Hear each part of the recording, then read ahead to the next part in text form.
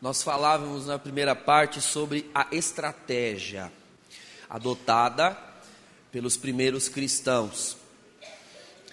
Como funcionava, basicamente? O campo de atuação dos primeiros cristãos, antes da expulsão das sinagogas, lá no segundo século, eles começaram pelas próprias sinagogas. Isso se vê em Atos dos Apóstolos, porque o público das sinagogas não era um público homogêneo. Existiam basicamente 3 categorias de pessoas que frequentavam a sinagoga todo sábado. E veja bem, preste atenção nessas categorias, que você verá que atualmente na igreja nós temos categorias semelhantes. E portanto, assim como eles usaram daquela estratégia no judaísmo, nós precisamos usar a mesma estratégia. Havia a primeira categoria de pessoas que eram os judeus nativos, ou seja, os que nasciam no judaísmo, eram de família judaica, judeus de nascença, e que portanto tinham contato com aquele universo da sinagoga diariamente. Tudo que era dito na sinagoga era a rotina diária daquelas pessoas, daquelas famílias. Eram famílias que praticavam as orações dos salmos todos os dias, que faziam o anúncio do Shabat, na sexta-feira à noite. Eram os judeus praticantes, tá? Vamos usar essa expressão familiar por nós, o judeu praticante. Agora, ao redor das sinagogas havia toda uma outra população. No mundo romano daquele período, havia uma globalização nas proporções do império. Então havia gente de todo lugar, em todo lugar.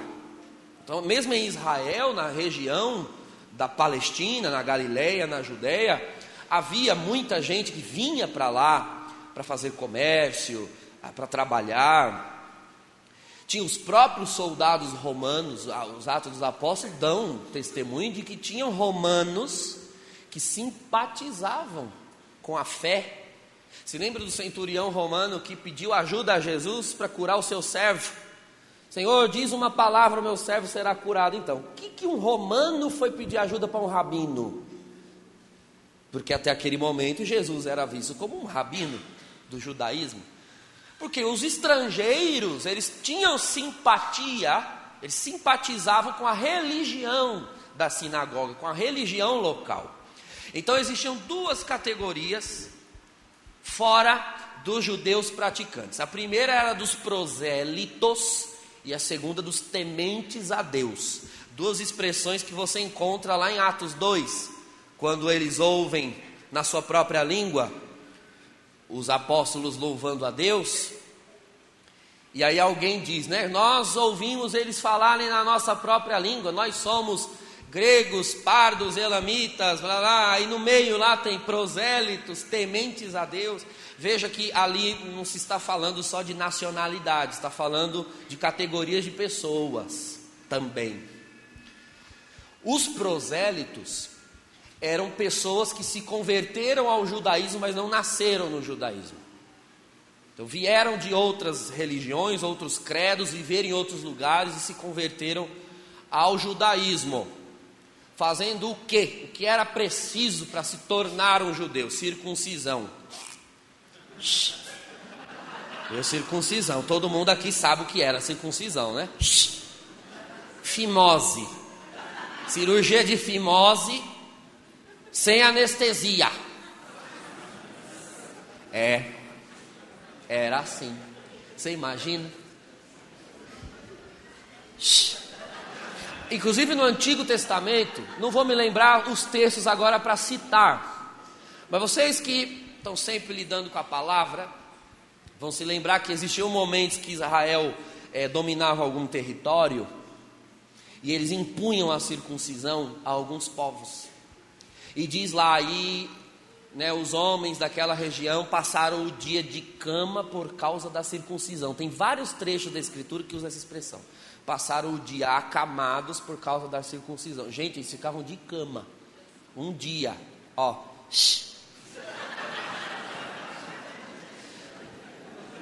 Você entende que naquele período, nós estamos falando de uma civilização patriarcal e, portanto, a religião dos homens era a religião das filhas e das esposas. Elas não tinham opção arbitrária. Né? E por qual modo uma mulher passava a pertencer à aliança? Veja, se o sinal da aliança está no pênis, por causa da circuncisão, uma mulher ela só passa a fazer parte da aliança quando ela tem condições de evidenciar socialmente que ela teve contato com o pênis. De que maneira? Gerando filhos. Por isso na escritura é tão vergonhoso para a mulher não ter filhos. Vocês percebem isso? A mulher estéril, aquilo para ela é uma vergonha. Por quê? Era o modo dela demonstrar que ela pertencia à aliança. Era um modo dela dizer, gente, a aliança me frequenta toda noite, a aliança. Não é brincadeira não, gente, é sério. É sério. Veja, para nós ocidentais, isso soa cômico, porque nós somos outra cultura, tá? Nós somos ocidentais, e a gente também, nós ocidentais nos tornamos, infelizmente, uma cultura muito erotizada e a gente não entende o que é essa cultura genital, vamos assim dizer. Mas isso é próprio da cultura e é um fato, não estou dizendo nenhum absurdo. Quer dizer, como uma mulher evidencia de que realmente aquele órgão físico no qual Deus imprimiu a aliança também faz contato com ela, pela geração de filhos. Por isso, para uma mulher era maldição, porque era como se ela não fosse herdeira das promessas. Entende? Isso no Antigo Testamento, porque a aliança se dava por esse vínculo de carne e não pelo vínculo da fé, como foi descrito pelos cristãos, né? Como Paulo começou a dizer, a circuncisão agora não é mais nas nossas carnes, mas no nosso coração. Circuncisão de coração, isso é uma categoria que vem com o cristianismo. Então você tinha nas sinagogas prosélitos, ou seja, os homens que se submeteram à circuncisão. Não tinha outro jeito de ser judeu. Uma pessoa sem circuncisão não gozava dos privilégios da sinagoga, porque veja, a sinagoga ela não era simplesmente uma casa de oração. Ela era uma espécie de centro social de toda aquela comunidade. A educação dos filhos era oferecida pela sinagoga. O emprego, o comércio, se você era agricultor ou lidava com pecuária, vendia animais ou era um artesão, o lugar de criar vínculos, laços, fazer negócios, conhecer pessoas, era a sinagoga. Agora, só fazia parte, só gozava desses privilégios, só tinha boa fama numa sinagoga quem era judeu, circuncidado. Tanto que era até um modo dos judeus xingarem quem não era judeu, era chamado de incircunciso, né? Seu incircunciso é uma pessoa que não tem a circuncisão, é um pagão, é alguém que não herda a aliança. Então quando você quiser xingar alguém, seu incircunciso, infeliz, incircunciso, porque é alguém que não tem a graça de Deus, não participa da aliança. E isso na sinagoga era muito sério. Então, muitos homens que frequentavam a sinagoga com as suas famílias, às vezes se submetiam à circuncisão para poder dar, inclusive, condições de vida melhor para sua família. Porque os judeus não negociavam com pessoas na sinagoga que não fossem outros judeus. Até hoje eles têm essa cultura. Os judeus negociam entre eles e eles são podres de ricos. Eles são extremamente bons, são ferrenhos nos seus negócios. Né? Porque vocês acham que o regime nazista fez o que fez com os judeus? Para usurpar os bens dos judeus e financiar a guerra de expansão nazista. Então os nazistas se expandiram por toda a Europa, só que guerra custa dinheiro. Então criou-se uma ideologia para alimentar a guerra. Que ideologia? Que o judeu não presta, que o judeu tomou a nossa terra. Criou-se essa ideologia. Mas no fundo, qual era a motivação? Econômica. Os judeus tinham muito dinheiro, muitos bens, muitas joias, muita prataria. Então foi um modo de tomar. Porque de fato o judeu tem essa mentalidade. Deus manifesta a sua bênção por meio dos bens que nós somos capazes de adquirir. Porque o Senhor nos dá o trabalho, nos dá a saúde para trabalhar, e nós vamos produzindo, e quanto mais eu possuo, é porque eu fui abençoado. Isso é uma lógica do judaísmo, que grupos neopentecostais foram buscar para criar a teologia da prosperidade, só que com uma distorção, né? Que nós não vamos entrar nesse assunto, mas tem uma distorção no neopentecostalismo. Os judeus são assim. Um homem frequentava a sinagoga, via que se ele se tornasse um judeu, ele teria um futuro mais promissor, então muitos se submetiam. Agora existia a terceira categoria, que eram os tementes a Deus. Os tementes a Deus eram pessoas que frequentavam a sinagoga para ouvir a palavra, ouvir a pregação dos rabinos, simpatizavam-se com o código moral do judaísmo, as leis morais, as leis de pureza, os conselhos da palavra, porque é uma religião coerente, de bons conselhos, é a lei de Deus e os profetas, é o Antigo Testamento, é um estilo de vida.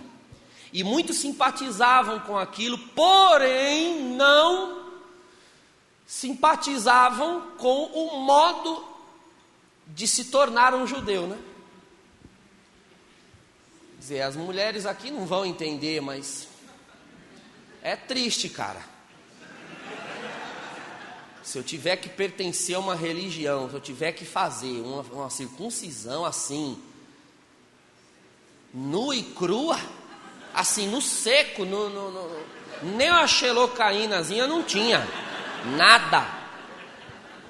Então veja, não era um detalhe, era algo preponderante para a decisão de um homem se tornar judeu ou não. Então tinham homens que passavam a vida inteira frequentando a sinagoga, mas eles não podiam sequer ser chamados de judeus. Eles tinham o estilo de vida de um judeu, eles obedeciam a lei de Deus como um judeu, viviam como um judeu, se comportavam como um judeu, mas os judeus detestavam eles, porque eles não eram circuncidados. Frequentavam as sinagogas, mas não faziam parte dos negócios, não podiam matricular os seus filhos na escola sinagogal, né, para receber educação, aprender a ler e escrever. Isso era de graça na sinagoga para os judeus e prosélitos, mas para o temente a Deus não, porque ele não era circuncidado, entende? E detalhe, um homem não circuncidado não podia fazer seus filhos se circuncidarem. Caso alguém pense assim, ele frequentava, mas punha os seus filhos para circuncidar e eles receberem educação. Não pode. Só um judeu pode apresentar o filho para a circuncisão, que é o pai. Se o pai não é incircunciso, os filhos não podem. O dia que o pai, era assim que funcionava. Então o dia que o pai se circuncidava para se tornar um prosélito, todos os filhos homens eram circuncidados juntos. Então você tinha que rezar para o seu pai não inventar essa besteira, porque ia sobrar para mim. Entende? Era triste. Era triste. Agora, por que eu estou dando a vocês essa informação? Porque quando vem o Senhor Jesus, derrama o Espírito Santo, e agora a tevilá, que é como dizem em hebraico, batismo, né? A tevilá se torna o meio de fazer parte da aliança. Você quer comparar batismo com circuncisão em termos de dor, em termos de exigência física? Então os apóstolos, os primeiros cristãos, dentre eles os apóstolos, sacaram que havia um público na igreja simpático ao conteúdo da pregação, porque nós não pregamos nada diferente da lei e dos profetas. Nós estamos pregando Jesus, que é o cumpridor e é o cumprimento de tudo que a lei e os profetas disseram. Então o cristão não é alguém que não vive mais os mandamentos, pelo contrário, é alguém que vive tanto que até supera, vai além dos mandamentos. Isso é o cristão,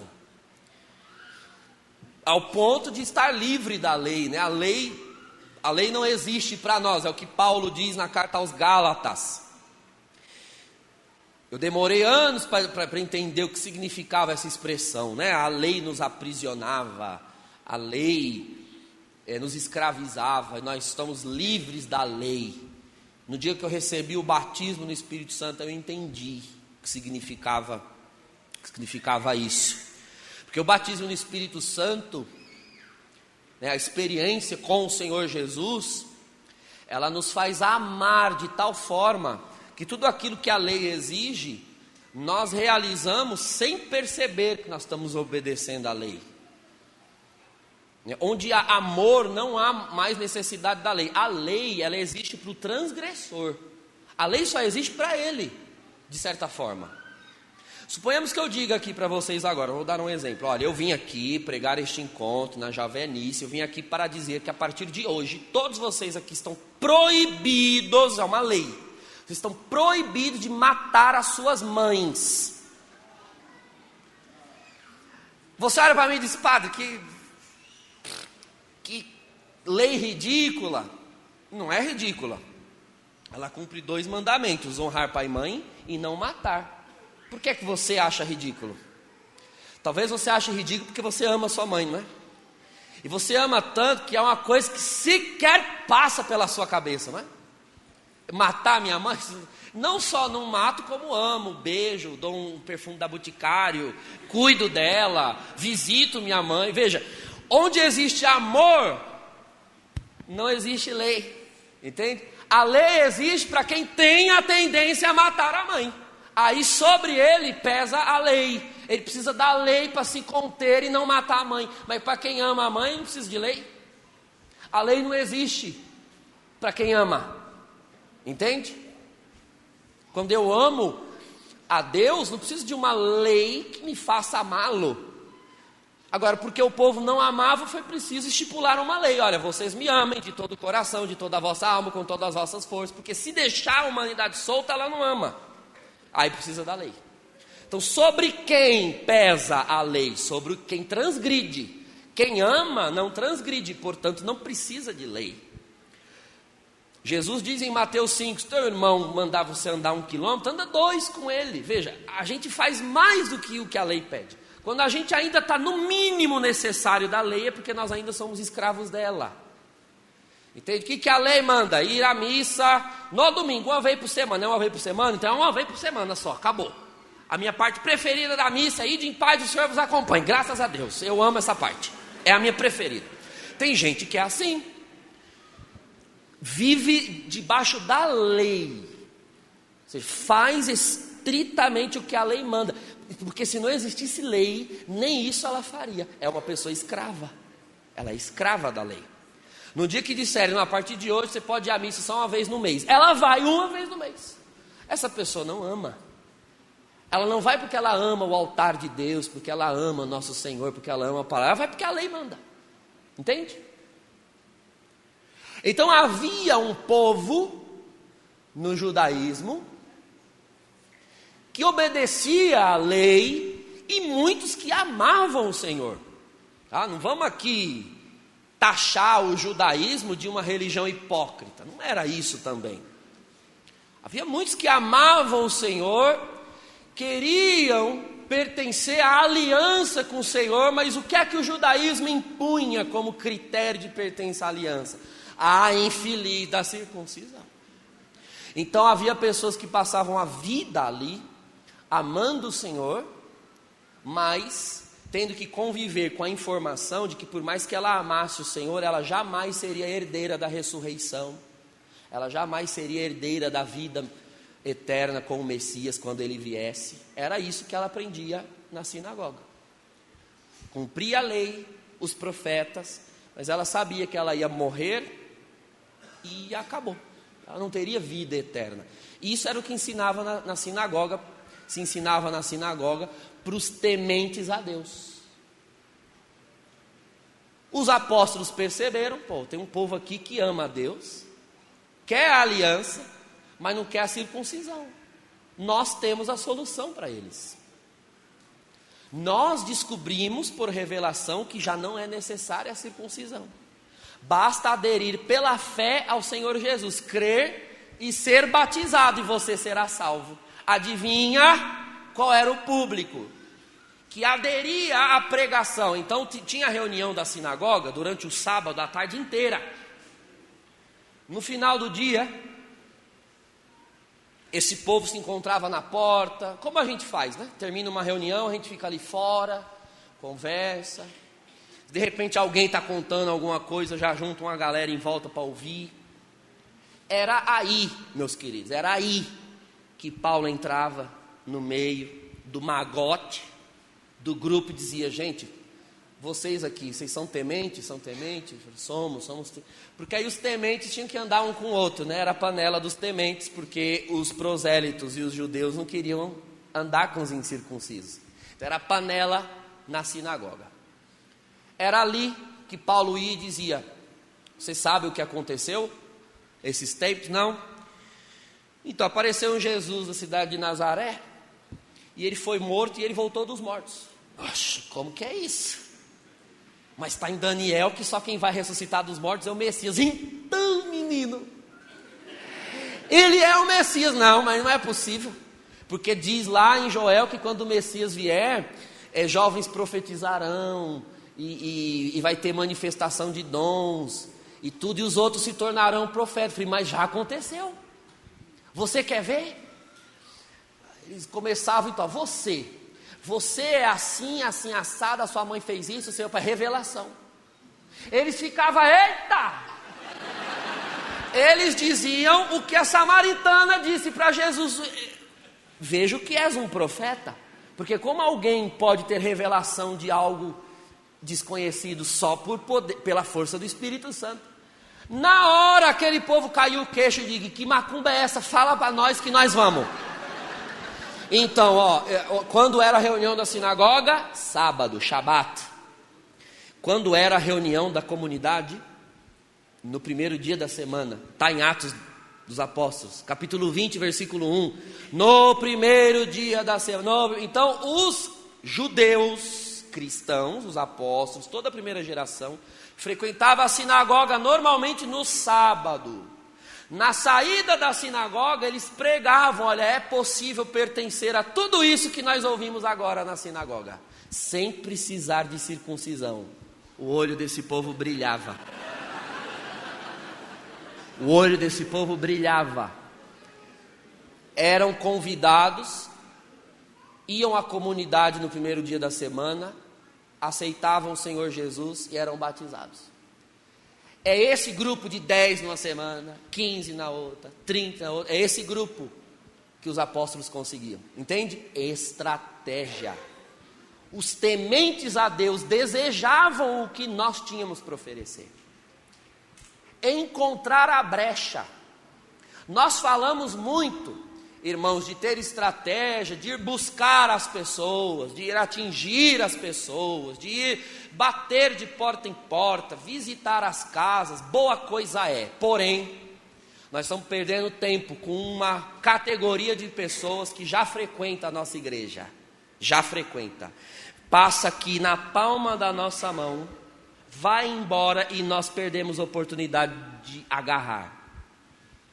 Que são os tementes a Deus.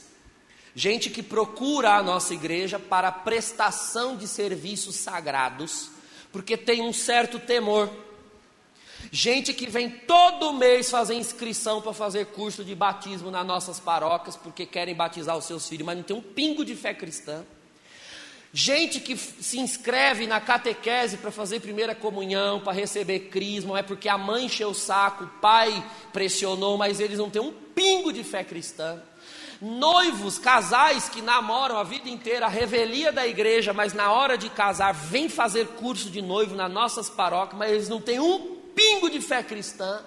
E a gente está procurando onde ter alguém para pegar, para evangelizar, sendo que esse povo passa debaixo do nosso nariz, toda semana, nas paróquias, nas igrejas, e a gente não faz nada. E você quer me falar de estratégia? Isso é burrice. Burrice nossa. Fazem o cadastro da família que veio pedir o batismo. Aquela família nunca pisou na igreja e ninguém precisou ir buscar. É só eles parem um menino que eles vêm na igreja. Não precisa nem buscar. Eles vêm sozinhos com as próprias pernas. A secretária lá da sua paróquia preenche uma ficha com o endereço deles, com o telefone deles. Para quê? Aquela ficha fica guardada lá. Quando os grupos de oração podiam ir lá e pegar todas essas fichas e bater na casa desse povo, viu? Você foi se escalar no nosso terreiro? Você foi na igreja pedir batismo para o seu filho? Nós somos a igreja, nós viemos na sua casa. Ela vai ter que dar um não. Atenção, ela vai ter que dar um não muito cínico na sua cara para dizer que você não vai entrar lá. Mas você não foi na igreja? Você não foi pedir batismo para o seu filho? Vocês não são católicos? Então, nós também somos. Podemos entrar? Nós viemos fazer um grupo na sua casa, um grupo católico. São mesmo, são. Aí arranca aí as medalhas, os terços, tudo que você tem de católico. Água, óleo, sal, tudo para fazer um macarrão. Você tira tudo do bolso e entra na casa da pessoa. Gente, esse povo é temente a Deus porque crê que há algo no sacramento, mas eles não têm um pingo de fé, eles são pagãos de tudo, de tudo, de tudo. Eles vêm dentro da nossa casa, eles dão um endereço na nossa mão e a gente não vai lá. Perda de tempo. Nós estamos perdendo tempo. Jovens que vêm para fazer crisma na minha paróquia. Agora faz um ano que eu estou na cidade de Jandira. Eu estou no limite entre duas cidades da Grande São Paulo, Jandira e Itapevi. Periferia ferrada. Ferrada, favela, biboca. Todo ano se inscreve de 150 a 200 jovens na crisma, para fazer catequese de crisma. Olha, desses 200 jovens, 300 são pagãos. Tudo pagão, não salva um. Eles vêm com o cabelo arrepiado, cheio de tatuagem, com ferro aqui, ferro ali, ferro aqui, tudo ferrado, cheio de ferro, totalmente ferrado, e vem para fazer crisma. Eles estão toda semana na igreja. Você vem me dizer que a gente tem que arrumar uma estratégia para trazer gente para a igreja, sendo que o pagão está vindo aqui toda semana. Olha o pagão aqui. Então, irmãos, nós, a igreja católica, ela há de prestar contas a Deus por uma irresponsabilidade que outras igrejas não vão dar conta. Outras igrejas têm que arrumar estratégia para, primeiro, tentar trazer a pessoa para a igreja dela, para, em segundo lugar, convencer a pessoa a aceitar Jesus. Nós só temos um trabalho, que é o de convencer a pessoa a aceitar Jesus, porque vir na nossa igreja ela já vem. Ela já vem. Não precisa de muito esforço para numa assembleia dominical, uma missa de domingo. Olhe em volta. Olhe em volta. Veja o modo como as pessoas participam da missa. Você vai ver quem é pagão e quem é cristão ali. Vem na missa às vezes todo domingo, mas masca um chiclete lascado, dá a mijadeira, ela sai 3, 4 vezes para ir no banheiro, ela não presta atenção na missa, ela não fica quieta. Você quer uma estratégia? É porque o demônio, tem uns demônios da urina, que eles atacam na hora da missa.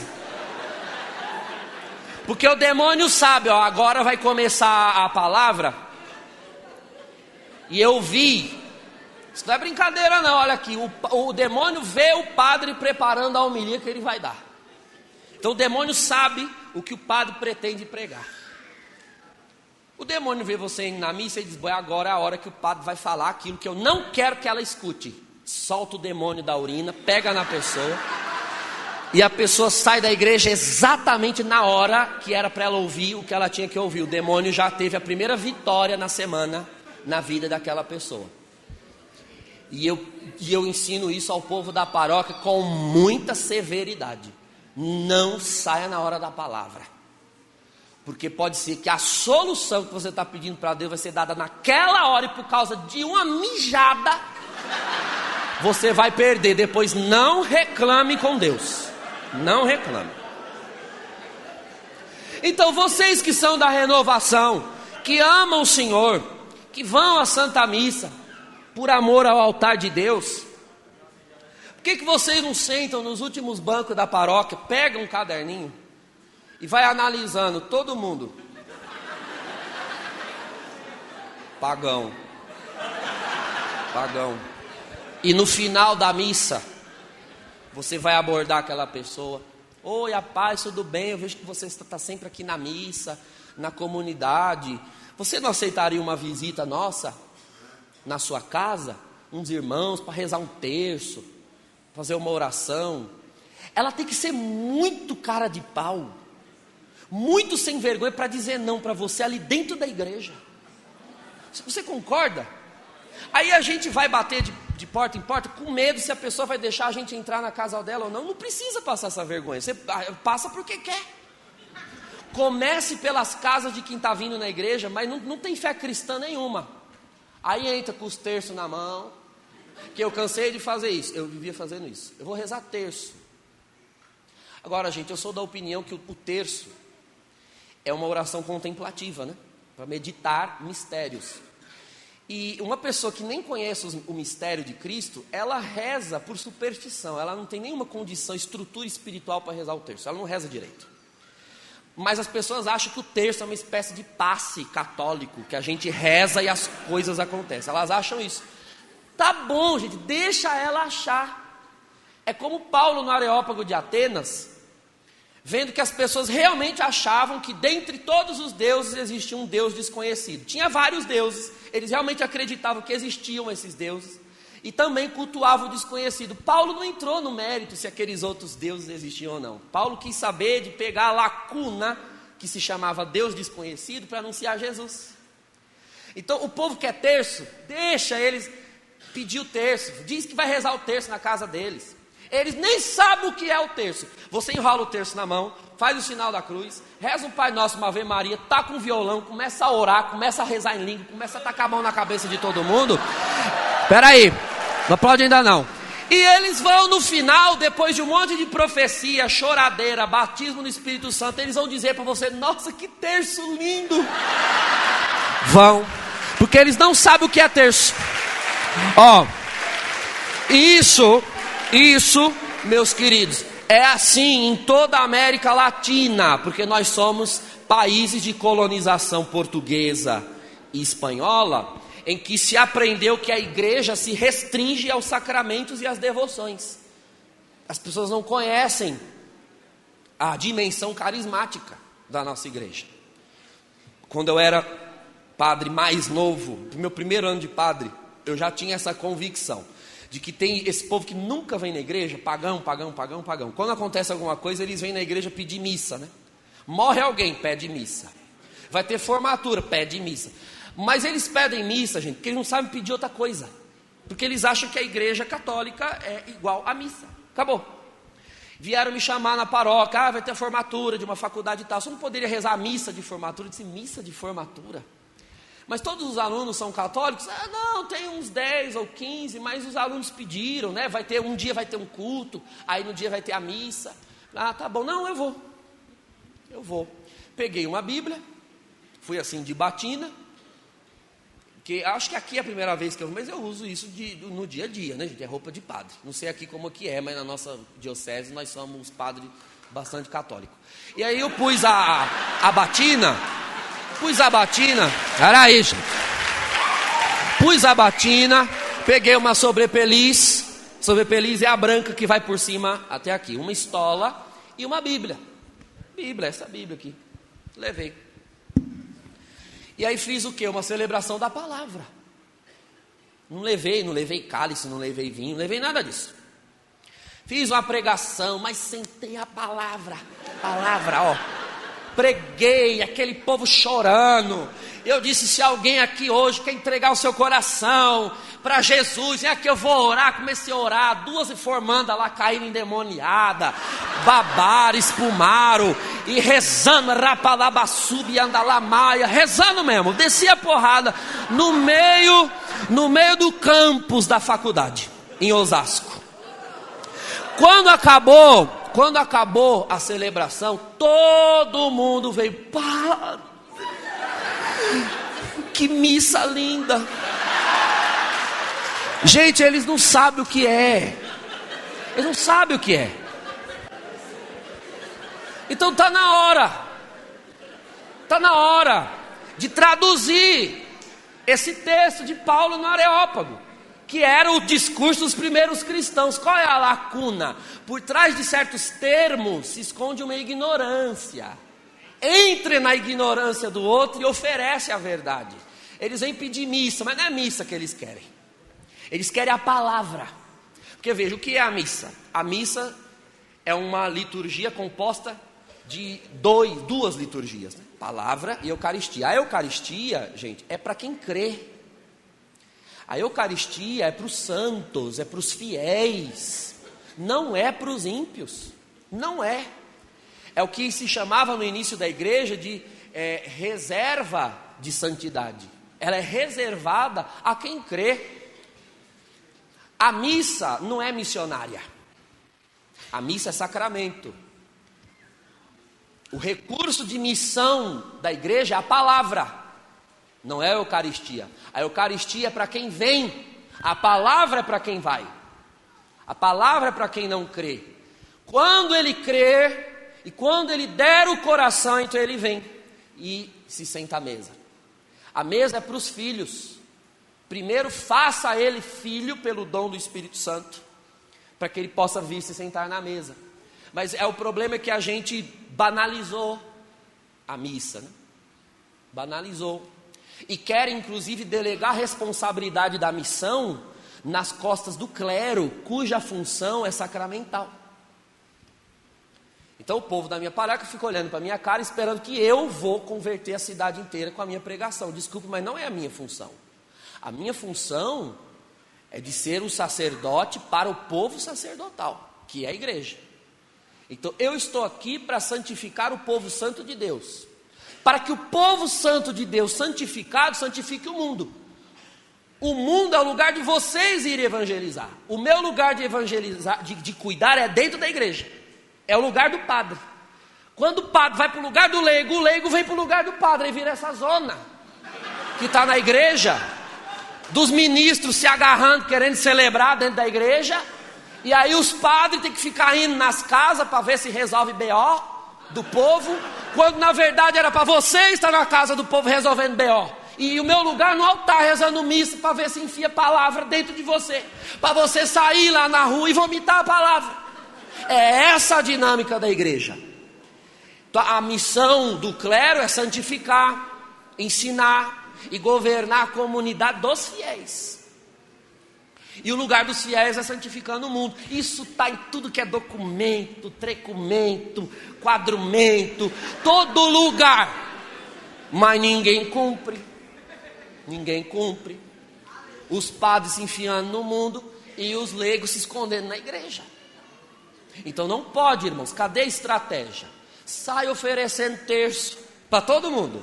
Vamos rezar um terço na sua casa. Porque tem gente que, se você disser que você vai fazer uma reunião carismática na casa dela, ela não quer. Ela não quer, porque elas foram acostumadas por uma mentalidade progressista nas nossas igrejas, nas nossas comunidades, incutidas inclusive por alguns clérigos. Elas foram domesticadas, sabe? Adestradas a detestar tudo que é carismático. Mas ela nem sabe o que é, ela só sabe que ela tem que detestar. Então, ótimo, vamos deixar ela sem saber. Porque Paulo, quando tomou a palavra no Areópago, também deram a palavra porque acharam que ele era um grego.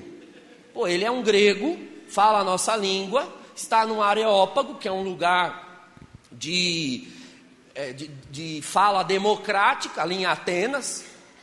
Então ele vai falar algo sobre os deuses, sobre a polis. E Paulo realmente começou a falar: vejo, atenienses, que vós sois um povo muito religioso. Veja, ele não começou dizendo: vocês são idólatras, conhecereis a verdade vos libertará. Pronto, esse povo já ia embora todo mundo e não ia mais escutar ele. Arruma a brecha para entrar. Arruma a brecha para entrar. E Paulo fez isso. Então nós queremos rezar um terço na sua casa, fulano. Venha, serão muito bem-vindos. Soca carismático na sala da mulher. Ela não vai mais ter coragem de botar vocês para fora. E ela também não vai ter coragem de botar vocês para fora, porque como ia ter um terço na casa dela, ela assou um bolo, ela fez café, ela comprou um queijo. E vocês vão ter que comer. Ela não vai botar vocês para fora, ela vai esperar a reza até o fim para vocês comer o bolo que ela fez. Estratégia. Eu era vigário numa paróquia onde nós tínhamos as capelas da Mãe Peregrina. Temos ainda, na paróquia onde eu estou agora. E eu peguei, eu e o pároco, na época, pegamos o grupo de oração, digo: vocês se dividam, os servos, pegue cada um a capela da Mãe Peregrina. Ah, mas isso é do movimento da Mãe Rainha, não interessa. Vocês vão pegar, vai ser as capelinhas do fogo. Vocês vão pegar... Porque vocês saem na vizinhança dizendo: a gente quer fazer uma oração carismática na sua casa. O povo, principalmente os mais antigos que aprenderam a detestar carismático, não querem. Agora diga para eles que você vai levar a capelinha da Mãe Rainha. Eles aceitam. Podemos ir? Que hora? Amanhã, 8 horas, tá bom. Você não está mentindo?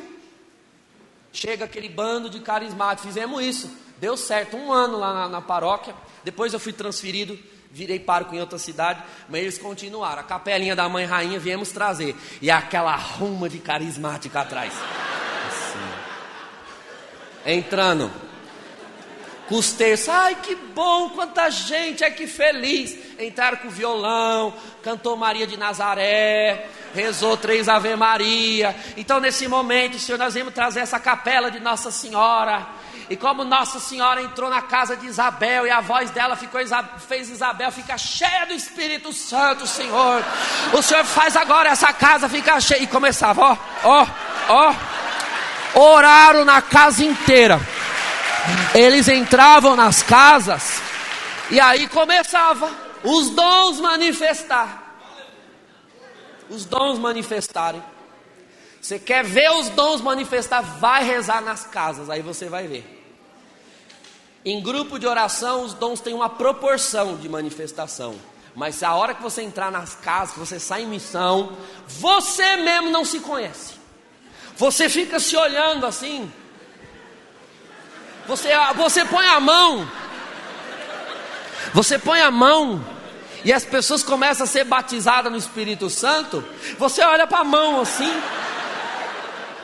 Por quê? Porque o tempo inteiro você realmente achou que você demandava um esforço para fazer a coisa acontecer. É mais simples do que parece. É mais simples do que a gente acha. Então a igreja cresceu a partir da categoria de tementes a Deus. E era essa a raiva dos judeus e dos prosélitos, porque os cristãos cresciam com gente de dentro da sinagoga. A igreja, irmãos, ela vai crescer, ela vai fermentar a partir de gente que frequenta a própria igreja, só que está na igreja com motivações erradas. Não é o que todos os documentos falam. Aparecida falou sobre isso, evangelizar os batizados. Agora, cadê a estratégia? Bom, não é função do documento da estratégia, é função de cada um na sua realidade local despertar a estratégia. Eu estou dando algumas. Use do que já tem. Arranque os rótulos. Eu sou renovação e não sou o resto. Você está perdendo. Usa o resto, pega a capelinha da Mãe Rainha e vai atrás. Pega o terço e vai atrás. Põe a fita do apostolado e vai atrás. É para pôr. É para pôr. Consagre-se ao coração de Jesus. Eu me consagrei ao coração de Jesus em 2003. Meu comecinho do seminário. Disse, eu quero a minha fita do apostolado, e eu tenho. E isso fez aquelas senhoras ficarem encantadas. Puxa, um jovem, porque elas ficam esperando os jovens vir nas reuniões do apostolado da oração. São senhoras assim de um coração doce, de um coração aberto. É a oração dessas mulheres que sustenta muitos de nós, viu? Nós vamos saber um dia quando nós chegarmos no céu, e Deus vai mostrar. E aí eu comecei a frequentar as reuniões do apostolado e partilhar uma palavra, partilhar outra. Daí a pouco Deus começava a me visitar. Aí eu já passava uma revelação para uma senhora. Eu sei que a senhora está chorando, que o seu neto foi embora de casa faz 3 dias, está sumido por causa de droga. A senhora não tem coragem de dizer para ninguém aqui. E a senhorinha chorando. Na reunião do apostolado, porque não tem hora, não tem botão de liga e desliga para o Espírito Santo manifestar. Depois eu comecei a orar nas casas, as senhoras do apostolado iam tudo junto para orar. Porque na igreja, irmãos, as espiritualidades, as expressões não se opõem, elas se completam. Isso é um corpo. Isso é um corpo. Um braço não pode dizer ao pé que porque são diferentes não se completam. Cada um tem a sua função. Então trabalhar em organismo de igreja, vai atrás, conversa com a pastoral do batismo, pega a ficha desse povo, vai na casa deles.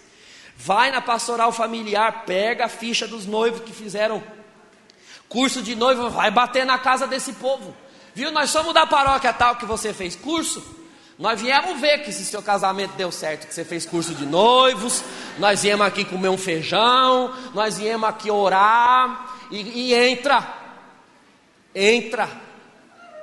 porque eles estão pedindo sem saber. Então essa é a estratégia mais fundamental, irmãos. Por fim, os primeiros cristãos, desde muito cedo, tiveram que aprender a diferença entre os que estão na lama dos porcos e os que são terra fértil.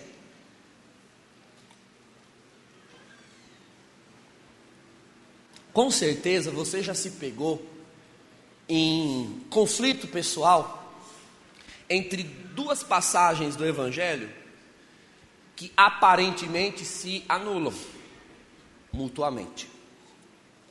Tem uma que diz assim: não lançai as vossas pérolas aos porcos. Então você quer evangelizar uma pessoa, aí alguém diz para você: não perde tempo, não lance pérolas aos porcos. Só que o mesmo evangelho que diz não lance pérolas aos porcos, conta a parábola do semeador, né? Que saiu a semear, jogando em toda a terra. Ide evangelizai. Então, ide evangelizai ou não jogai vossas pérolas aos porcos? Você nunca se pegou numa situação assim? Tenta evangelizar, aí eu falo ou eu não falo? Se eu não falo, acho que eu estou pecando porque eu tinha que evangelizar. Mas se eu falo, eu estou pecando porque eu estou jogando pérolas aos porcos. Ferrou. Não é tão difícil. Você tem de saber olhar para as pessoas e identificar se naquele momento ela se comporta como lama, lugar de porcos, na qual você não deve perder tempo de jogar pérola, ou se ela está como terra. Porque lama é uma terra com excesso de água, né? Você joga uma semente ali, não vai brotar. A lama vai matar a semente. Muita água. E vocês sabem que água na escritura é, além de ser figura do Espírito, também é figura da humanidade, né? Aqueles que são batizados. São João Crisóstomo que dizia: tem gente colocando muita água no vinho sagrado. Vocês já viram o rito do ofertório que põe uma gota de água, né? Significa a humanidade. Ele dizia: tem gente que põe muita água no vinho da igreja, ou seja, colocando muita coisa humana, carnal no meio dos cristãos. Usava-se essa expressão. Então, muita água não serve. Água nenhuma também não serve. Tem que ter a água na dose certa. Uma pessoa que esteja orgulhosa, soberba, arrogante, atacando, criticando com sangue nos olhos, isso é lama. Não perca tempo. Não adianta, ela não tem propensão para te ouvir. Se você falar, o máximo que você pode fazer é uma defesa. Uma defesa. Defesa não é ataque, né? Você faça uma defesa, mas não fique achando que você vai terminar aquela discussão ganhando aquela pessoa. Pode acontecer? Pode, se o Espírito Santo te tomar poderosamente, mas aí é Ele que tem que te tomar, não é você que arranca Ele do seio da Trindade. Jesus misericórdia. Era o Espírito confirmando. Então, já passei, muitos já devem ter passado em situações que a pessoa está ali atacando, e você diz: Senhor, eu vou ficar quieto, porque é jogar pérolas aos porcos. Mas aí Deus vem e te toma com a sabedoria e você dá um nó. Mas é Deus que tem de vir, entende? A pessoa que tem intimidade com o Senhor, ela vai identificar a presença do Espírito Santo tomando ela. Agora, se o Espírito Santo não vem, o Espírito Santo está na dele, você vai ficar na sua também, porque eu não tenho força de fazer nada. Então a pessoa está esbravejando, está xingando, dizendo um monte de baboseira, lama. Não vou jogar, porque nessa pessoa a palavra é uma pérola que é jogada e não vai frutificar. Agora, quando você vê a pessoa triste, deprimida, chorando, sem sentido, sem rumo, desesperada, aí ela é terra.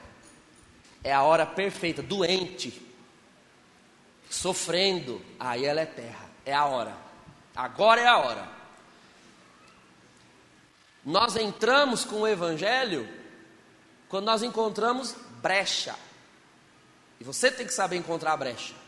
Quando você encontra resistência, aí a gente não entra com a palavra, a gente entra com a intercessão.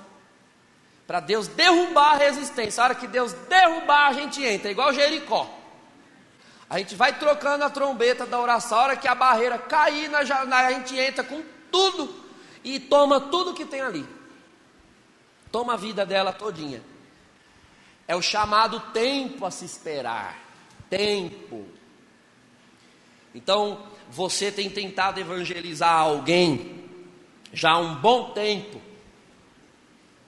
Você fala, diz, a coisa não surte efeito. O Senhor fala: vai ter o tempo certinho, que eu vou baixar a bola dessa pessoa, vou quebrar o orgulho dela. Aí você entra com tudo e vai ser vitorioso sobre essa vida, com o Evangelho. Mas tem a hora, irmãos.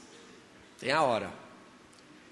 Agora, não tem brecha melhor do que as pessoas passarem na nossa frente, né, ameaçando que querem a igreja próximo delas, e a igreja se oferecer como tal, como são essas pessoas de agora a pouco. Então, esses eram os futuros cristãos em potencial, os tementes a Deus. Depois, irmãos, já não tinha mais temente a Deus para evangelizar, porque já tinham pego todos os tementes a Deus possíveis, imagináveis para a comunidade cristã. Foi aí o período então que os cristãos já não podiam entrar nas sinagogas, né, naquele período do século II. Por esta razão também, porque os judeus e os prosélitos viram que os cristãos estavam indo lá para tomar os tementes a Deus para a comunidade messiânica cristã, ao invés de ajudar os tementes a Deus a se convencerem à circuncisão. Então, descobriram a nossa estratégia, botaram a gente para correr das sinagogas. Não tem problema. Os cristãos descobriram outra brecha, que era a brecha do Império Romano, da religião romana, da religião pagã. Então, gravem essa brecha, que é a brecha do prurido da novidade. A religião greco-romana era uma religião dada à magia, a oráculos. Veja, por exemplo, uma comunidade de Corinto, que era uma comunidade portuária, uma cidade portuária. Se vocês olharem no mapa, Corinto fica numa região, vou usar a cruz aqui como exemplo, era uma península. É uma península, que tudo azul é mar, tá vendo? Em volta tudo azul é mar. E aí Corinto está aqui. Está bem aqui onde está o pé de Jesus. Os navios que vinham de Roma, aqui da Europa, tinham que vir, certo?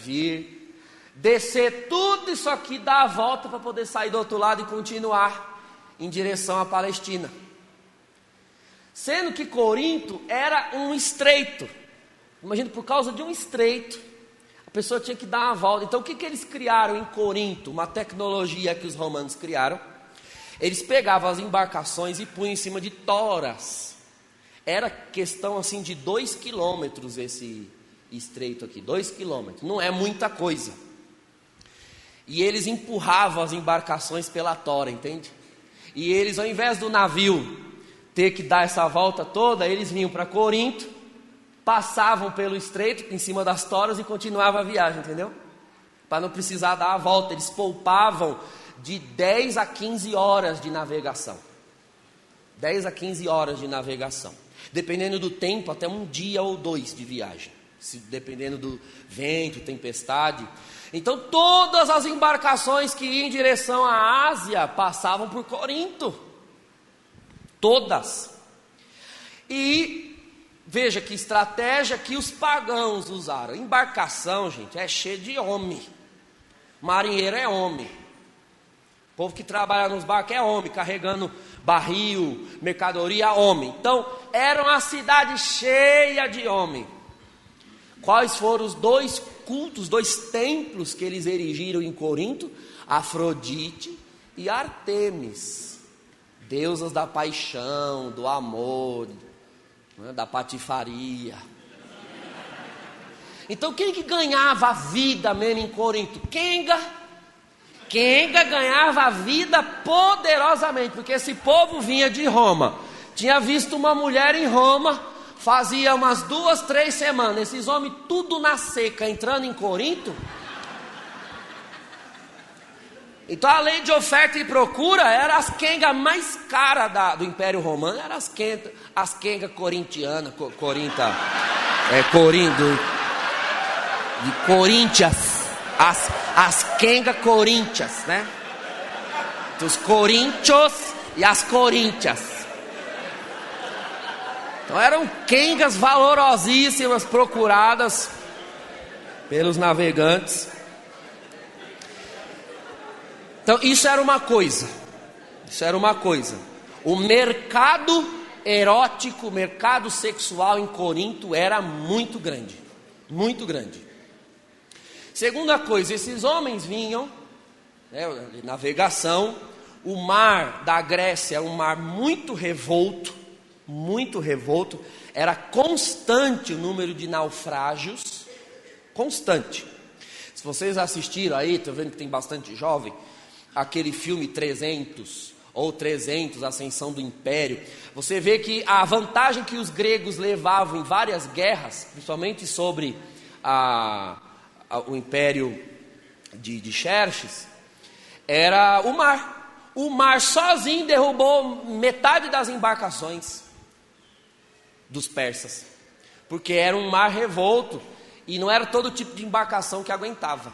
Então esses homens saíam de Roma, eles não sabiam se eles iam voltar vivos para casa, se eles iam sobreviver. Era uma cidade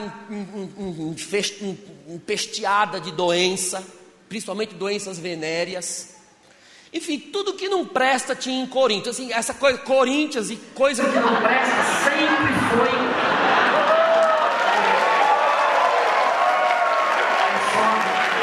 É só para vocês acordarem. Mas eu estou em Minas, gente. Sempre me torce pro Cruzeiro, pro Atlético.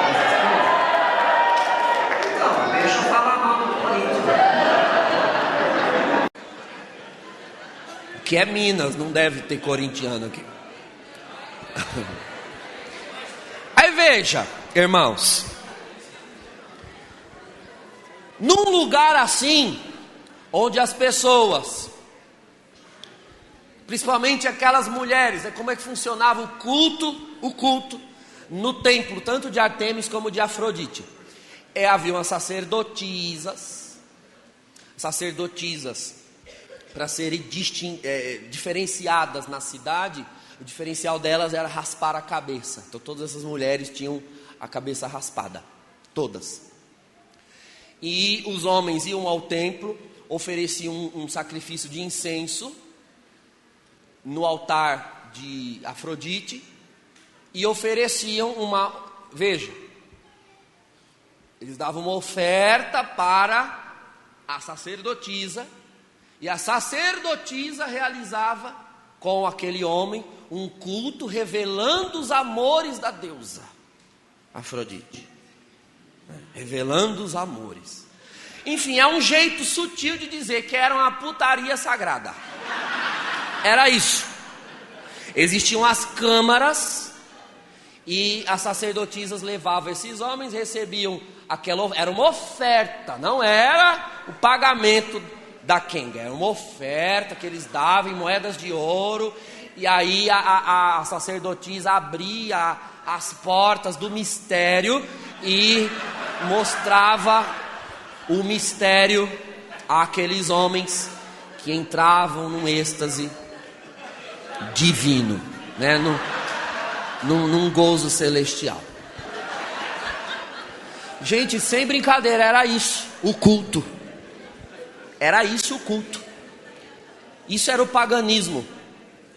Em Canaã não era diferente. O povo de Deus enfrentava o culto a Baal, porque o culto a Baal era um culto assim, né? O culto à fertilidade da terra. Como fertilizar a terra? Era tendo relações sexuais com as sacerdotisas de Baal na terra.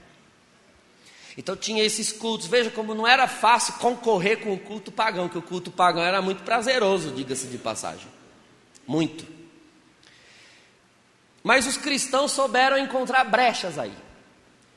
Primeira coisa, esse povo, essas mulheres que tomavam a cidade de Corinto, essas mulheres, elas devem, quando põem a cabeça no travesseiro sozinhas à noite, elas devem se sentir um lixo. Com certeza. Isso não é vida para nenhum ser humano. É nessas mulheres que nós vamos pregar para essas mulheres. Vamos falar que existe um homem que as ama e que não instrumentaliza o corpo delas. Nós vamos anunciar Jesus. Segunda coisa, esses homens, eles vêm muito ao templo em busca de adivinhação, de oráculo, porque eles tinham medo do mar, não sabiam se iam sobreviver. Então eles vinham ao templo para usufruir dos prazeres e para buscar oráculos. Eles queriam saber o futuro, eles queriam saber se voltariam, eles queriam saber se teriam boas vendas no Oriente, etc. Então, os cristãos saíam nos portos, procurando navegantes que estavam interessados em oráculos. Olha, vocês estão atrás de oráculo? Eu estou atrás. Tem algum templo? Tem, olha. Ali naquela casa tem um povo reunido. Você entra lá, senta, que vai ter um oráculo lá. Eles entravam, aquele bando de crente, tudo cristão, dentro da casa. Aí já abraçava o navegante fedido, né? Sem tomar banho no mar dias. Abraçava, sentava ali e começava a pregação, né? Os cristãos faziam isso. Era o ministério dos portos em Corinto. Era pegando gente das navegações e enfiando dentro das casas. E quanto mais perto do porto, a casa, eram mais ali que se faziam as reuniões. E profecia, é desse povo que Paulo está dizendo em 1 Coríntios 14, irmãos, aspirem os dons espirituais, sobretudo a profecia. Por quê? Porque um descrente entrando no meio de nós, tendo os segredos do seu coração revelados, ele não crerá? E ele não saberá que Deus está no meio de vós? Veja, a profecia era o dom que preenchia a lacuna do coração daqueles homens. Que lacuna era essa? Uma lacuna de um desejo humano pelo sobrenatural.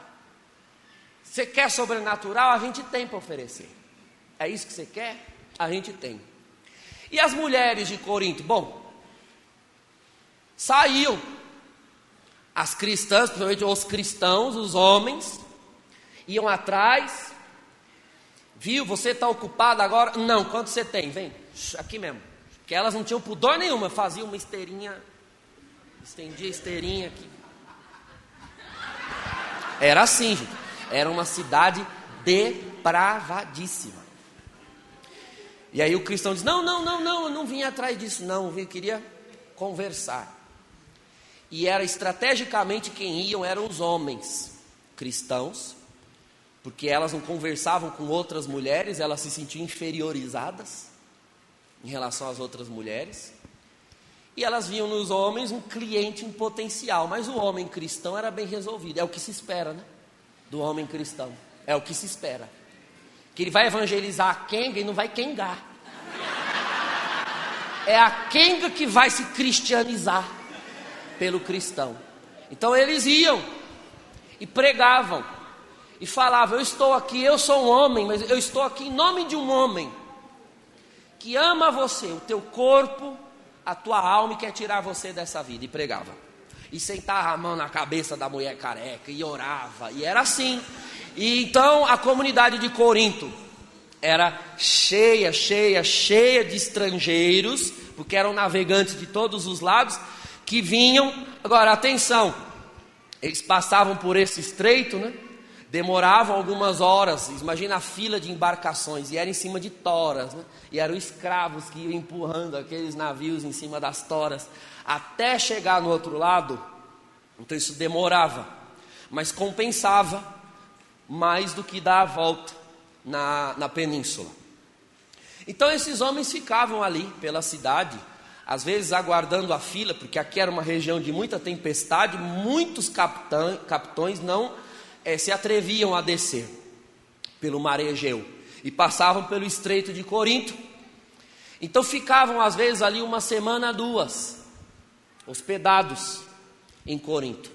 Eram homens de diversas línguas, porque vinham de todo lugar do império. Basicamente todos falavam grego, como fosse o inglês hoje. Você vai em algum lugar fora, você não fala a língua de lá, mas todo mundo tem que se encontrar em alguma língua. E hoje se usa o inglês para isso. Na época era o grego. Então eles iam, o culto era todo em grego, mas era muito comum na manifestação de glossolalia. Vocês já estudaram os carismas, né? Os dons na manifestação de glossolalia. Deus falar em profecia por meio de xenoglossia com aqueles homens, e tomar os servos de Deus na pregação, os que estavam pregando, os bispos locais, os presbíteros locais, tomá-los na língua estrangeira daqueles homens. Agora, a gente só vai ver um negócio desse se a gente pregar num lugar onde tem gente estrangeira, entende? O Espírito, ele dá dons de acordo com... Olha, eu fiz uma experiência em Pentecostes do ano passado. Eu fui no Jubileu da Renovação, lá em Roma. E aí eu pus a túnica, pus a estola, esperando a hora da missa na praça de São Pedro. Aí uma senhora viu, falando francês. Eu não falo uma palavra em francês. Só entendi ela falando confession, por favor, confession. Eu falei, confessar, lá.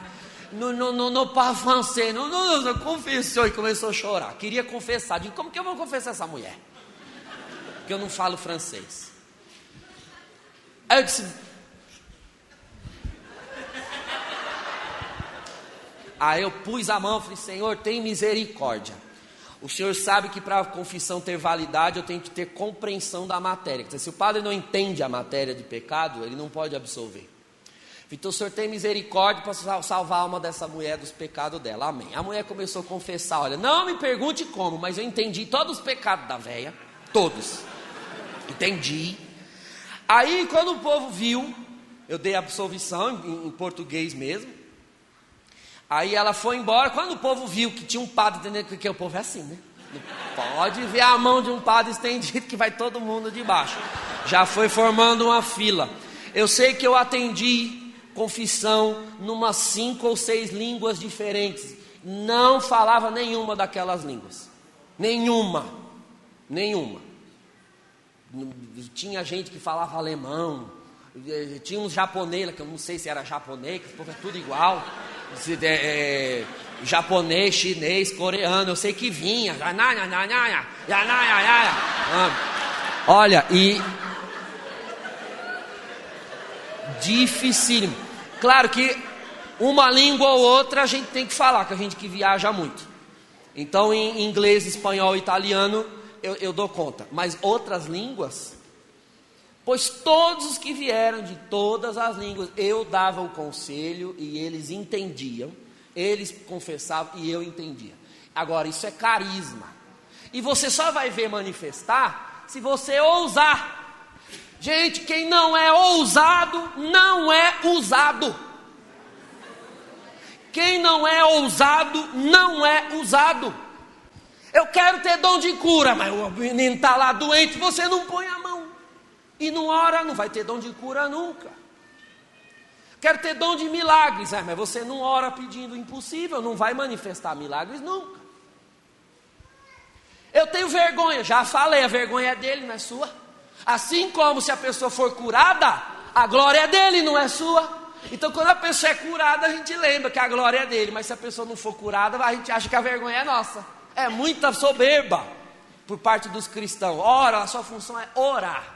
E quando você compreender que você ora, prega, faz em nome do Senhor Jesus, em nome do Senhor Jesus, você descansa no Espírito Santo. O que significa orar, pregar ou sair em missão em nome do Senhor Jesus? No imaginário de muita gente, ir em nome, fazer em nome, orar no nome do Senhor Jesus, é como se houvesse um tipo de mágica, algum tipo de vibração humana do léxico vocal, semanticamente pronunciado, Jesus.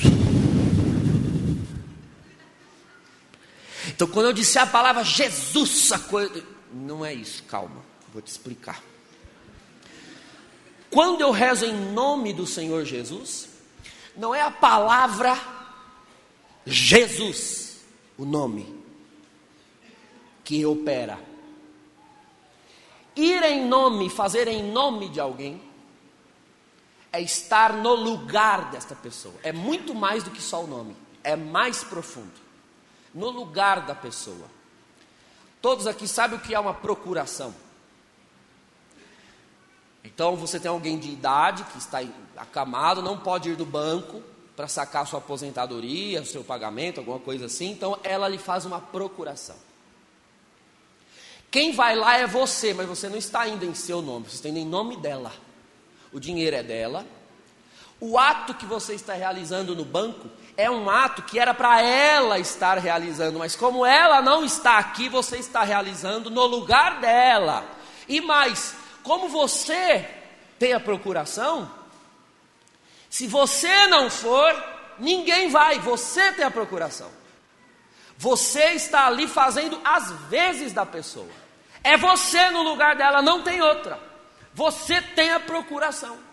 Então você apresenta a procuração para a pessoa no banco, diz aqui, ó, eu sou o procurador de fulano de tal. A pessoa tem que te tratar como se você fosse a própria pessoa que lhe deu a procuração. Dar o dinheiro a você, ceder os direitos a você, você tem a procuração. Você está em nome de fulano de tal, no lugar de fulano de tal, na pessoa de fulano de tal. E se a pessoa não entrega o pagamento, é a ela que não entregou. É a que te deu a procuração que deixa de receber. Então quando eu digo, eu estou aqui pregando em nome do Senhor Jesus. Quando você ora ao Pai, impõe as mãos sobre alguém e diz, Pai, em nome do Senhor Jesus, eu estou aqui pedindo a cura. Eu estou dizendo mais ou menos, eu quando oro, eu dou aquela forçada de cérebro, para ativar o dom da fé na minha alma, e eu dou aquela forçada cognitiva para eu me lembrar, para eu ter mais ou menos esse sentimento: Pai, o teu filho Jesus é que era para estar aqui, botando a mão na cabeça dessa mulher aqui, desse homem aqui. Era ele que morreu, ele que ressuscitou, era ele. Só que ao invés dele ficar aqui, Pai, ele se escafedeu quando a gente achou que ele ia restaurar o reino de Israel, que os apóstolos perguntaram: é agora, Senhor? Cala a boca, que não interessa para vocês, não é saber a hora e os momentos do Pai. Tá bom. Quando a gente achou que ele ia fazer o negócio, ele se escafedeu, ele foi embora. Só que ele mandou o Espírito. Ele mandou. E está escrito que todo aquele que crer e for batizado será salvo e receberá esse Espírito. Então, olha, eu criei, eu fui batizado, eu tenho o Espírito. Então, não é o seu filho Jesus que está aqui, quem está aqui sou eu.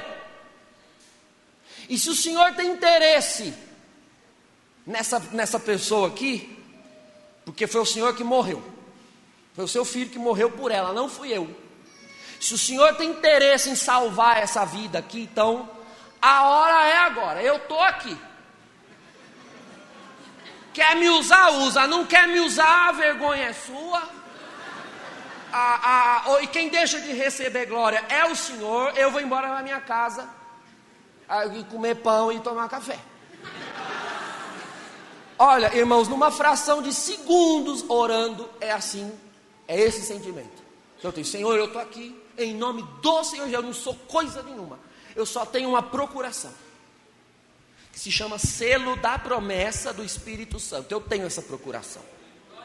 Eu sou um filho batizado, ungido, e eu estou aqui orando. Então o Senhor quer, o Senhor faz. É agora, tem uma mão aqui na cabeça dela.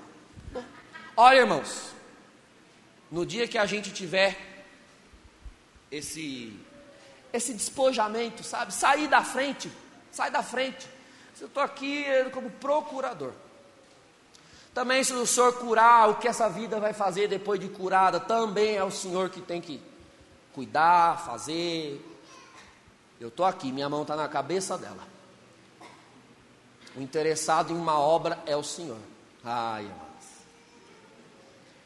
Quando você entende isso, mas entende com convicção, você sai orando, viu? Sai orando, sem pudor nenhum, que você tem a procuração, você é um procurador. Paulo diz isso: nós somos embaixadores de Cristo. Embaixadores. Eu estou em nome de um povo, em nome de uma nação, e fazer mal a mim é fazer mal a essa nação, e me receber é receber essa nação. E o Senhor disse: quem vos recebe, a mim recebe. Quem vos rejeita, a mim rejeita. Ora, então, se eu orar, é Cristo orando. E se o Pai não atender, é a Cristo, que não interessou ao Pai, porque o Pai tem o seu tempo e a sua vontade. Eu não preciso me preocupar com o tempo do Pai e a hora do Pai. Minha função é orar. Minha função é impor a mão. Se não tiver cura, amém, não teve cura. Não é a vontade do Pai, mas eu não posso me dar o luxo de ter uma procuração e não ir no banco ver se o pagamento caiu. Imagina, se você é procurador de alguém, tem a procuração. É bom, eu não sei se o dinheiro já caiu, mas a sua função como procurador é ir lá. Vá, mostre a procuração e veja, a pessoa vai dizer. Se você vai voltar com o bolso vazio ou com o bolso cheio, isso não está atrelado à procuração, mas está atrelado à sua função de procurador, ir até lá verificar. Então é inadmissível que um crente, um cristão, alguém que crê, que sai na missão, que vai pregar, não vai orar pedindo para o Senhor fazer obra. O Senhor Jesus disse no Evangelho: quando entrares numa cidade, então vocês entrem, curem os enfermos que estão lá. Ele diz assim: é para orar em todo mundo. Ele não diz assim, e todas as enfermidades serão curadas. Curem os enfermos e todas as enfermidades serão curadas. Bom, se as pessoas vão ser curadas ou não, isso não compete à minha força. Compete a mim orar. Orar. Pedir. E pedir sem escrúpulo nenhum. Senhor, eu estou aqui com essa minha irmã. Ela é aleijada, ela está toda estrupiada, ela está aqui cheia das muletas. Eu estou orando agora em nome do Senhor Jesus, para que o Senhor levante essa minha irmã, que o Senhor restabeleça a saúde dela, que o Senhor coloque ela de pé. Se não for agora, que seja de noite, se não for de noite, que seja amanhã, mas o Senhor tem poder. Senhor, eu agradeço, porque o Senhor ouviu a minha oração. Amém. Acabou. Se ela vai levantar na hora, amém. Se não levantar, amém. Agora eu lhe digo, começa a fazer isso mais vezes. A cada 5 que você orar, 3 pelo menos vai levantar. Levanta. Mas por quê? Não tem coragem de ir, de fazer. Entende? Veio minha irmã esses dias, lá na paróquia. Tinha um problema para gerar. 10 anos de tratamentos, todo filho ela engravidava e perdia, engravidava e perdia, engravidava e perdia. Aí disse, padre, eu não aguento mais. Aí eu falei, eu também não, porque nós só vive orando, pedindo, e tu não segura um menino nesse bucho. Tá errado isso aí. Tá mesmo, padre. Tá, eu não concordo. Se Deus tem um propósito com isso, Ele não revelou para nós ainda, então nós não somos. Eu não posso concordar com o propósito que Deus não revelou. Ou Ele revela o propósito para a gente ter paz, ou nós vamos orar nisso aqui agora. Eu falei, você crê, servo, que nós vamos orar e Deus tem poder para fazer uma obra nesse teu bucho? Eu creio, padre. Aí pus a mão na cabeça dela, a mão no bucho. O marido estava do lado, viu? Pus a mão no bucho, eu digo, põe a mão no bucho da sua mulher. E começamos a orar. Falei, Senhor, chega, faz uma obra. É muito sofrimento para essa mãe saber que teve um filho no ventre, o filho vai embora, o filho vê o filho vai embora. Senhor, queima agora qualquer coisa que está atrapalhando. Eu sei que essa mulher começou a gritar, eu disse, pronto, eu pedi para queimar, veio um demônio. Aí começou a gritar. Aí terminou a oração, ela chorava compulsivamente. Digo, o que você está sentindo? Eu falei, padre, eu senti um fogo assim no meu ventre, um fogo queimando. Eu falei, então pronto, pode ir embora, que você está cansado hoje. Perguntei para o marido, não, eu falei, então mostra serviço. Hoje mesmo Deus põe um filho na tua barriga, hoje mesmo, vai, mas vai na unção. O irmão foi, a irmã foi. Ela engravidou, tem lá um problema de pressão, mesmo que ela tem de pressão alta, cuidou, mas tá lá, mas ela nunca passou dos 2 meses de gestação, nunca.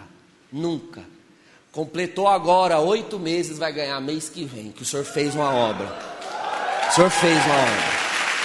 Mas você tem que ir orar. Entende? Pôr a mão e orar. Acabou, e pedir. Se Deus ia curar ou não, isso é com Deus. Isso é com Deus. Primeira vez que eu fui celebrar uma missa por cura e libertação, começo de ministério, tinha 1 ano de padre. Eu esperei 1 ano para começar a fazer essas missas, que eu levo muito a sério o ministério de oração por cura e libertação. Esperei 1 ano de ministério só orando, consagrando, subia um monte todo mês para fazer vigília, orar, ficar em comunhão, buscar os dons.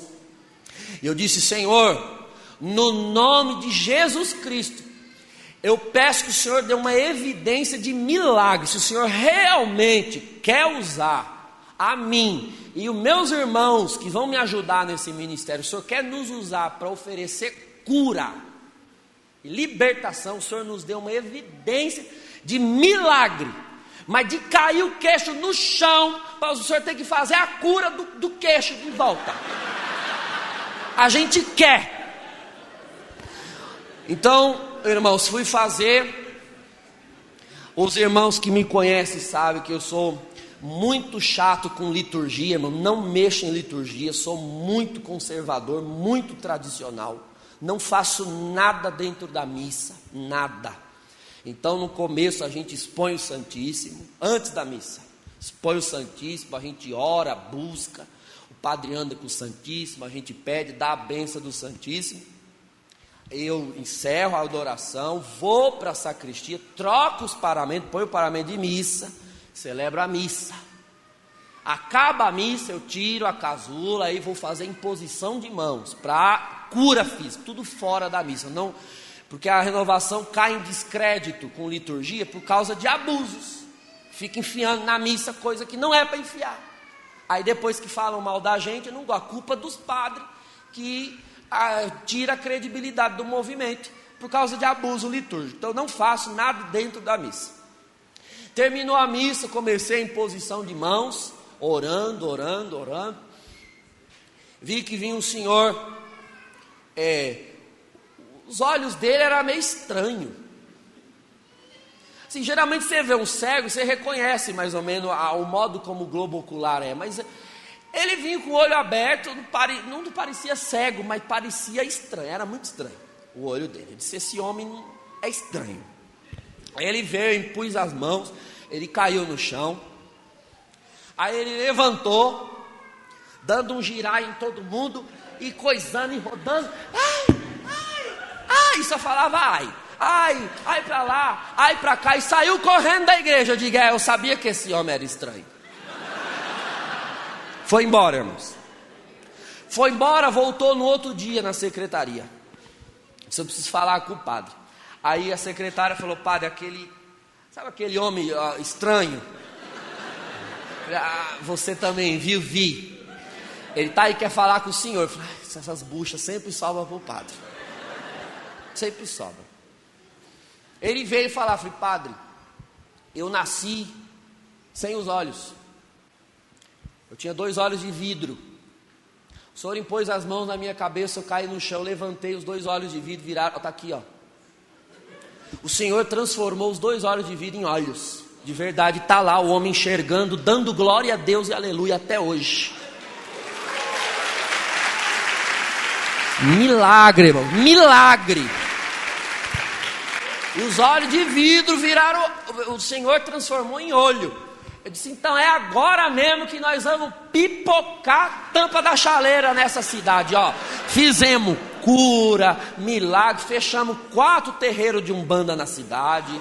Deus fazendo obra, muita obra, irmão, mas com carismas. Mas o carisma, ele só se revela quando você se apresenta diante de uma situação que ou é o carisma ali, ou nada vai acontecer, entende? Sem nenhum tipo de escrúpulo, sem nenhum tipo de pudor. Então, irmão, nós precisamos pedir ao Senhor essa fé e essa convicção, a autoridade espiritual. Levantar a cabeça, entende? Você reparou como o pagão, ele tem uma empáfia de convicto? Quando você conversa com uma pessoa que não é de igreja, ela tem uma convicção, né, de que aquilo que ela vive, aquilo que é vida, né?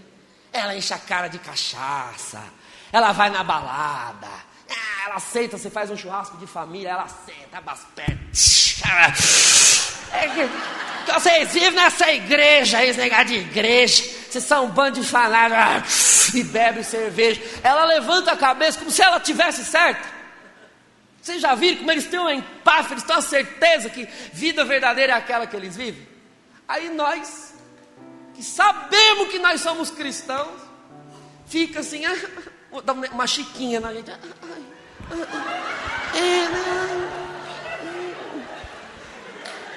Então é por isso que o evangelho não se expande. Porque quem está errado acha que está certo, e os que sabem que estão certos se comportam como se estivesse fazendo a coisa errada. Não ora, não impõe, não, pagão aqui é você. E ó, termina essa lata de cerveja, que eu vou orar em você. É negócio de orar, você está na minha casa, e aqui dentro, na minha casa tem doutrina. Quem entra só sai depois de orar. Eu vou orar. Pega, senta a mão na cabeça. Aí ele não vai querer ir na sua casa, né? É um primo, um tio, não vai mais querer. Não tem problema, você vai lá. Eu vim te visitar. Ele vai ficar feliz porque a casa é dele e lá não tem doutrina, né? Falei, ó, mas eu tenho doutrina. Eu só saio de uma casa depois que eu orar. Ora nele. Paulo escreve a Timóteo dizendo: pregai oportuna e inoportunamente. O que está faltando para nós, irmãos, é um pouco mais de ousadia, beirando em algumas situações, tá?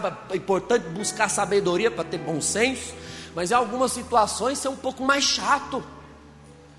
É um tal de ficar assim, um bando de totói. Os cristãos estão um bando de totói, cheio de mimimi, como diz os jovens hoje. Mimimi, não impõe a mão, não faz um negócio. Eu lembro que eu no ensino médio, nós tínhamos uns amigos de escola, tudo da igreja. Nós não sossegamos enquanto a gente não fez um negócio naquela escola. Ensino médio. Primeiro ano de ensino médio, fizemos um grupo de oração no pátio. No meio daquele, e o povo tacando...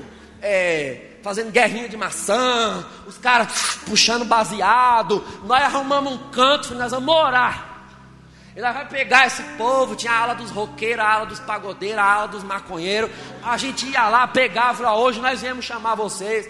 Entra ali na nossa roda, nós queremos fazer uma oração que Deus fez de obra naquele pátio. Que a gente tinha sangue nos olhos para pregar. E o sangue não era nosso, não era do Calvário. Sangue, vontade, mas vontade mesmo. Então, irmão, vamos ficar de pé, vamos pedir para o Senhor fazer disso daqui um cenáculo, encher o nosso olho de sangue, assim, aquela vontade de meter o pé na porta, igual Pedro fez, igual Paulo fez, igual os apóstolos fizeram, e sair orando mesmo. Pai, no nome de Jesus, eu peço, Senhor, derrama uma coragem aqui agora. O Senhor derrama uma ousadia aqui agora. O Senhor derrame milagre, profecia, poder, sabedoria, entendimento, revelação. Traz do céu sinais, cura, prodígio. Não é para amanhã não, Senhor. É hoje, Senhor. Nós cremos no Teu poder. Nós cremos na Tua unção. É para a Tua glória. É para que o Senhor seja conhecido. É para que o Senhor seja exaltado. Senhor, é para que a Tua vontade seja feita na terra. Faramassuri andalaia. Glória ao nome santo do Senhor. Meu Deus, tem um povo aqui com sede de ver acontecer. Com sede de ver acontecer. Tem vida lá fora que estão perdidas, que estão desviadas, Senhor. Aleluia. Senhor, o tempo de Paulo passou, de Pedro passou, é o nosso. E nós estamos clamando agora aquela autoridade, aquela unção, aquela intrepidez. Aleluia. Senhor eterno, só o Senhor pode fazer com que ao entrarmos num lugar, a doença obedeça. Só o Senhor pode fazer, aleluia, com que ao nós entrarmos num lar, o demônio bate em retirada. Só o Senhor pode fazer, aleluia, Jesus Nazareno, com que nós ao entrarmos num lugar, aconteça milagre, aconteça prodígio. Senhor eterno, glória seja ao Teu nome em todas essas coisas, Senhor. Usa o Teu povo, dá coragem, coragem, coragem, coragem, Senhor, ousadia, Senhor. Xarabassuri anda lá como analia. Glória, glória, glória a Deus. Nós cremos, Senhor, nós vamos sair daqui diferente. Nós precisamos sair diferente. Toda a arquidiocese tem que ser impactada, Senhor. Rabassumi cantorolomácia. Glória, glória, glória a Deus. Usa o Teu povo, capacita o Teu povo. Equipa, Senhor. Põe fogo nas nossas mãos, Senhor. Fogo na nossa mente, fogo nos nossos lábios, fogo santo, Senhor. Batiza, batiza com dom celestial. Nós estamos buscando com vontade, Senhor. Aleluia. Nós temos dedicado a nossa vida, Senhor, ao ministério carismático, Senhor. Aleluia, aleluia. Senhor, dá para nós esses dons. Aleluia. Tira de nós a soberba, o orgulho, a intransigência, a arrogância, e põe em nós a tua glória, Senhor. Xarabassurianda lamaia, alabanança lamanalaia, lamanto totoquemanto toquemanalaia lamaia, lamassa vramato toquevara belere basolo rebato toqueblere, renenere shebrabanto tolomaia, aleluia, salamaloriando totoquemaia laia, shaya, Allah sui Allah, Allah sui Allah, rabado que delebalaia, todo toquemada, santo toquemada vaia. Lamanda cata lavaia, aleluia. Unge, Senhor, unge, derrama do céu, unção, o lamanto que lia lamaia. Acende, Senhor, a nossa alma, acende a paixão pela palavra, paixão pela salvação das almas, Senhor. Glória a Jesus Nazareno. Acende em nós aquele fogo da caridade que ajuda a olhar para os irmãos que estão desviados e olhar como imagem e semelhança, Senhor, preciosa aos teus olhos, objeto da pregação, do ministério, da imposição de mão, da ministração. Lamada labassona, lamada laqueneremada labaia. Glória a Jesus. O teu povo